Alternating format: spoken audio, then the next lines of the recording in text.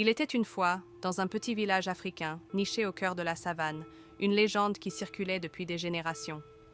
Ce village, isolé et entouré de montagnes imposantes, était habité par des familles simples, vivant en harmonie avec la nature. Mais tout cela allait changer avec l'arrivée d'un étranger. Cet homme, un voyageur solitaire, arriva un soir de pleine lune. Il portait un manteau sombre, un chapeau en feutre, et ses yeux, d'un bleu intense, semblaient refléter une lumière étrange. Il se présenta comme étant un cartographe, venu explorer les terres pour y dessiner des cartes et découvrir des secrets enfouis depuis longtemps. Mais personne dans le village ne se souvenait de l'avoir vu auparavant. Les villageois l'accueillirent poliment, mais ils étaient intrigués et certains se sentaient même mal à l'aise. On disait qu'un ancien esprit du désert, nommé Koudoum, veillait sur cette région. Koudoum était un esprit énigmatique qui apparaissait uniquement lorsqu'une grande perturbation était imminente. Les anciens racontaient que, chaque fois qu'il apparaissait, des événements mystérieux se produisaient. Une nuit, alors que le voyageur se promenait dans la savane, une tempête soudaine se leva. Le vent hurlait, les arbres pliaient sous la force de la bourrasque, et une lumière étrange dansait dans le ciel, comme si la lune elle-même avait été éclipsée par une ombre noire. Les villageois se barricadèrent chez eux, mais le voyageur, seul, s'avança au cœur de la tempête, comme s'il était guidé par une force invisible. Le lendemain matin, il disparut.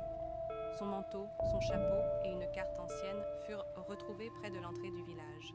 La carte était étrange. Elle montrait des lieux qui n'existaient pas sur les cartes modernes et des symboles mystérieux qui n'avaient aucun sens pour les villageois.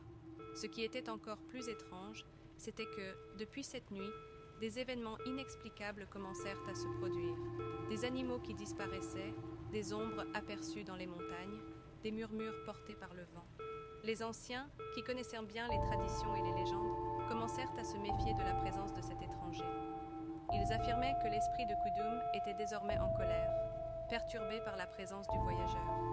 Certains disaient même que l'homme n'était pas un simple cartographe, mais qu'il avait été envoyé pour une mission mystérieuse, pour réveiller des forces anciennes qui ne devaient pas l'être. Les villageois, terrifiés par ce qu'ils ne comprenaient pas, décidèrent de se rendre au sommet de la montagne sacrée pour demander conseil aux esprits ancestraux. Là, ils rencontrèrent une vieille femme sage qui leur révéla un secret oublié depuis longtemps. Celui qui touche la carte ne doit jamais revenir. Il a éveillé une ancienne malédiction et la savane réclame maintenant ce qui lui appartient. Depuis ce jour, le village ne fut plus jamais le même. Certains habitants disparurent sans laisser de traces et des phénomènes étranges se produisirent à un rythme de plus en plus effrayant. Le voyageur, s'il avait jamais existé, semblait n'être qu'un fantôme dans les légendes.